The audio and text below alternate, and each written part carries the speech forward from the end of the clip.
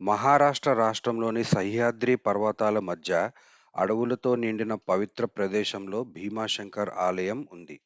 ఈ ఆలయం భారతదేశంలోని 12 జ్యోతిర్లింగాలలో ఒకటిగా ప్రసిద్ధి చెందింది. ఈ క్షేత్రంలో పరమేశ్వరుడు భీమాశంకర్ మహాదేవుడిగా పూజలు అందుకుంటున్నాడు. పురాణం ప్రకారం భీమాసురుడు అనే రాక్షసుడు దేవతలను మరియు ప్రజలను తీవ్రంగా బాధపెట్టేవాడు. అతను చాలా శక్తివంతుడై దేవతలను కూడా ఓడించాడు. దాంతో దేవతలు పరమేశ్వరుని ప్రార్థించారు. వారి ప్రార్థనకు స్పందించిన శివుడు భీమాశంకర్ రూపంలో అవతరించి భీమాసురుని సంహరించాడు. ఆ ఘోరమైన యుద్ధం జరిగిన ప్రదేశంలోనే శివుడు జ్యోతిర్లింగంగా వెలిశాడు.